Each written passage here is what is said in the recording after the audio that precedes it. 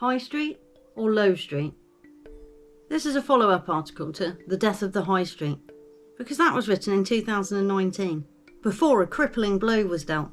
And as I pointed out in that article, it felt more like the suicide of the High Street rather than just the death of. But I figure now it was helped along to be that way.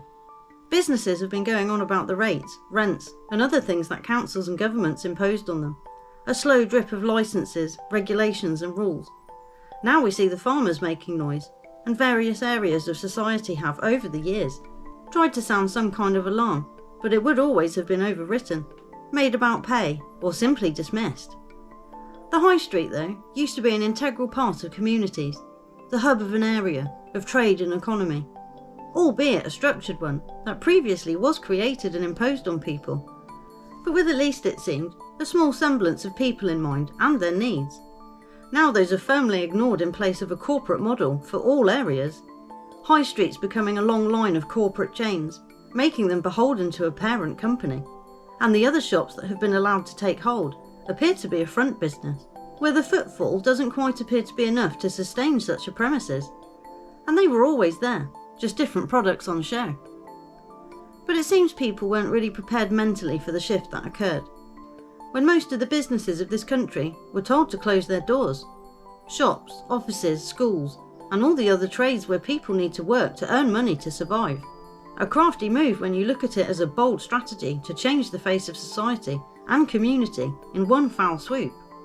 Reorganising how people work, disrupting and dictating how and if they can travel, deciding if you were allowed to see loved ones or not, even on their deathbed.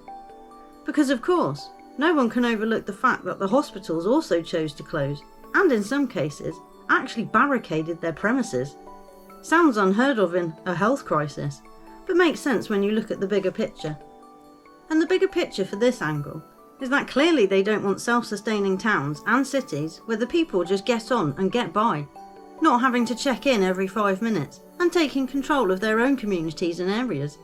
The 15-minute corporate makeover being pushed in all areas of the globe should be of great concern to people, because what they are doing is destroying what we have and what worked perfectly well, to then rebrand, repackage and repurpose it for their benefit, and try and offer it as a better and brighter solution, just as they did when they convinced people before they needed to have councils, schools, taxes and people to tell you what to do, to outsource responsibility in your life to them, making people dependent on those services, changing the way people think towards care, education, health, and generally towards life.